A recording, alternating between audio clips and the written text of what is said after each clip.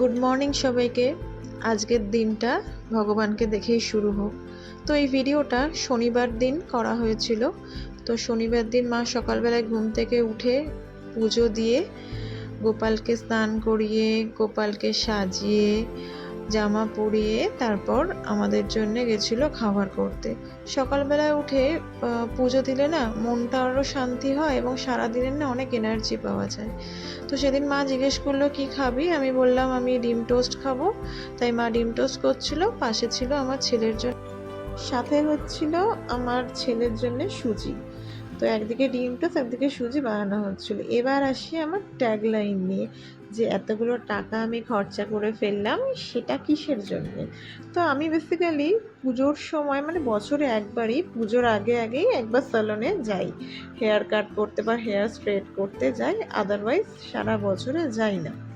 তো যাই হোক, এবার যেতে বাধ্য হলাম বিকজ অফ আমার হেয়ারের অবস্থা এতটাই খারাপ ছিল, এতটাই হেয়ার ফল হচ্ছিল যে আমি যেতে বাধ্য হয়েছি। তাও একটা কারণে, আমি একটা অফার পেয়েছিলাম। অফারটা হচ্ছে 900-এ আমার facial, hair cut and hair spa ওরা অফার করেছিল। তো সেই জন্যে কিন্তু সেই হেয়ার স্পাটা তোমার নিতে আমি গেছিলাম।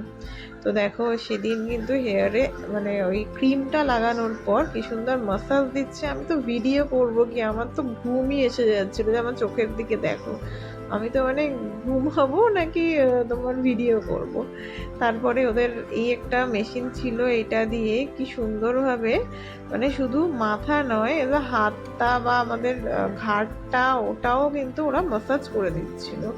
তো ভীষণ মানে আরাম হয়েছিল, মনে হচ্ছিল সারা সপ্তাহের কাজের যে প্রেশার থাকে সেটা যেন নিমেষের মধ্যে চলে গেছিলো। তারপর ক্রিম লাগিয়ে ওই মাথার মধ্যে কি একটা দিয়ে রাখে, সেটা দিয়ে মানে মাথার স্পাটা হয়ে গেছিলো। তো তারপরে যাচ্ছিলাম হেয়ার ওয়াশ করতে, হেয়ার ওয়াশ ডান হলো। তারপরে রেজাল্টটা একটু পরে দেখতে পাবে। এবার এক সপ্তাহ পরে কিন্তু আবার হেয়ারটা যেমন তেমনই। তো সেই জন্যে আমার পার্সোনালি মনে হয় যে টাকাটা যেন বেকার গেল, বেকার খরচা করে ফেললাম। তোমাদেরও কি এরকম মনে হয়? যদি মনে হয় আমাকে জানিও। আমার তো এরকম মনে হয়, পার্লারে বছরে একবারই খরচা করি, সেটা হচ্ছে পুজোর আগে, আর করি না। যাই হোক, স্পার রেজাল্টটা কিন্তু খুব ভালো ছিল। যদি ভিডিওটি ভালো লাগে প্লিজ সাবস্ক্রাইব।